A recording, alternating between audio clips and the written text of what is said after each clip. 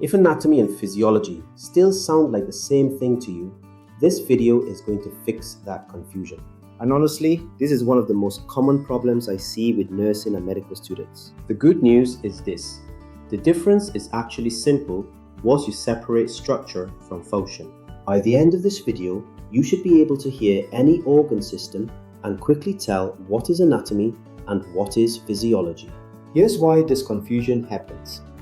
These two subjects are usually taught together. So you hear words like heart, lungs, kidney, brain, liver, bones, muscles, and everything starts to feel like one giant topic. Then in tests, assignments, viva, or even clinical discussions, students mix up the part of an organ with the job of the organ. Anatomy is the study of structure. It asks questions like, what is it made of? Where is it located? What parts does it have? What does it look like? Anatomy tells you what is there. Physiology is the study of function. It asks, what does it do? How does it work? How does it help the body stay alive and balanced? Physiology tells you what it does. Let's use the heart because this is where many students finally get it. If I say the heart has 4 chambers, it has valves, it is located in the chest, it has a particular size and shape, and it connects to major blood vessels. That is anatomy. If I say the heart pumps blood, maintains circulation, helps deliver oxygen and nutrients, and supports blood pressure, that is physiology. Same organ, different focus. One is structure, one is function. Now let's look at the lungs. If I talk about the trachea, the bronchi, the alveoli, the lobes of the lungs, and where the lungs sit in the chest, that is anatomy. If I talk about breathing, gas exchange, oxygen moving into the blood, and carbon dioxide leaving the body, that is physiology. So again, the quick question is, am I describing the parts or am I describing the job? Now here's the study trick I really want you to save. When you see a topic, ask one question first.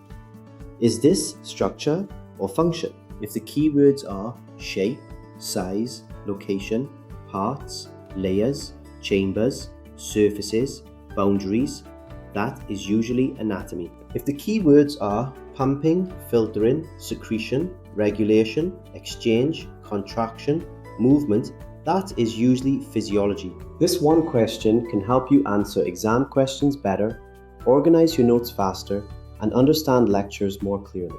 And this is not just an exam issue. In real healthcare, this difference matters. A patient may have a structural problem that points you toward anatomy.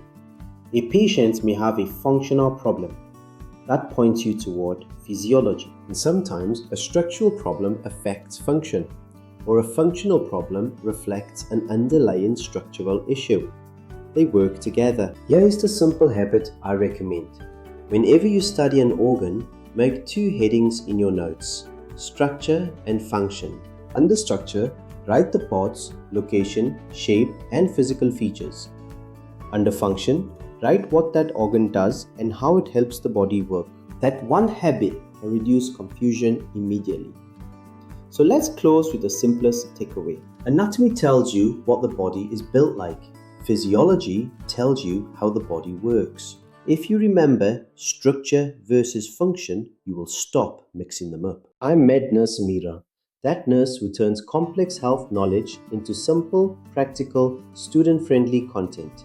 If this helped you, follow, subscribe, and share. And if you want, comment structure or function, so I know to make part 2 with more organ examples.